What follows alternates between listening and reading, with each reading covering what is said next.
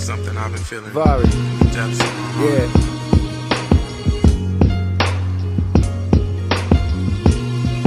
Yeah. God is real and he using me for a bigger purpose. So fuck the world that would have you think that a nigga worthless. Sometimes I think that these verses can help a person way more than the ones they reading in churches on days of worship. No disrespect to the Lord and Savior, that ain't just ego. I just observed that the words no longer relate to people.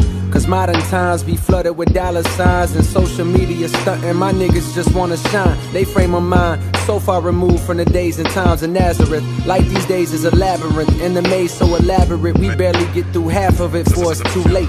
My niggas is felons from selling weight in more than 2 states. 2-2 in his waist before he could even shoot straight. Quick to draw on you like Aaron McGrew, the nigga who fake.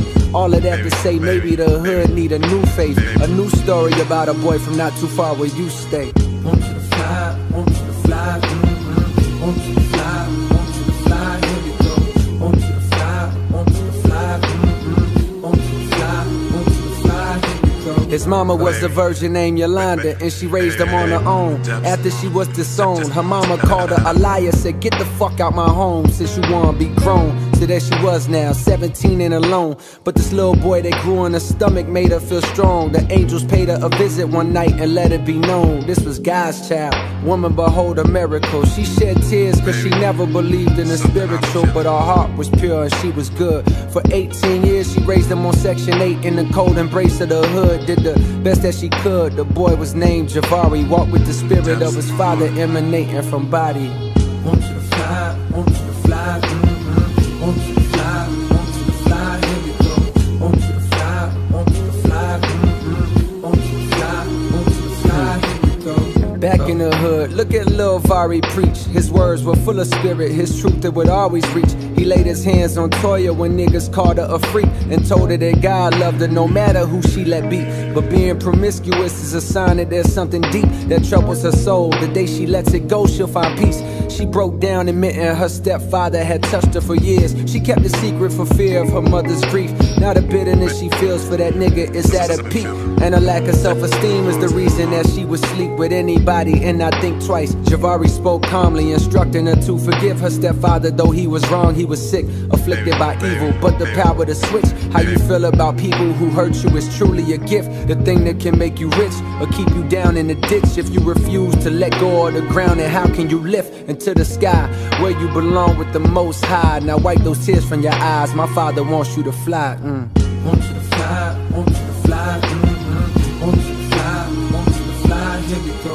Want you to fly, want you to fly, want you to fly, want you to fly, here we go.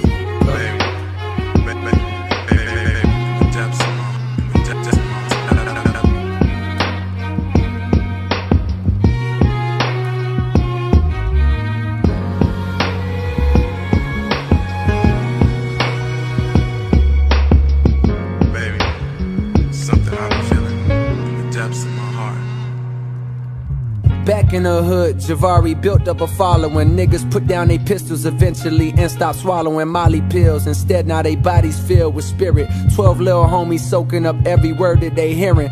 The neighborhood done changed in attitude and appearance. Police dumbfounded by lack of crime and they swear it's a fluke. Not knowing the truth that this America niggas is waking up, but the powers that be, they fear it. So government keeping tabs on Javari and those who practice adherence to things he teaching. And then comes the interference. They storm the hood, guns out, bust into the house that he slept in. A warrant claiming suspicion of drug possession. But Vari sat calmly as if he had been expecting. Heart full of love, even for those who need to oppress him. They told him hands up and he did just as they directed. They fired on him claiming they thought he reached for a weapon. He laid on the floor breathless, blood leaking from his chest, plus a bullet hole through both of his palms. Ain't that a message? The neighborhood was stressing. The son of God murdered and carried away on stretcher, body oppressor. But 3 days later, the coroner pulled a table. And what happened next is like something you see on cable or hearing a fable. He was suddenly able to open his eyes. Look at him rise. The coroner was surprised. Without a word, Javari walked out, went straight to the hood. The people couldn't believe it, they froze right where they stood as he walked by, shining like a million diamond chains, God flowing from every inch of his frame. He said, hear me out, my niggas, let me be your proof. My father is real, and through love, homie, peace can be found in the veil. I died for you so that one day you would be able to see you a child of God just like me.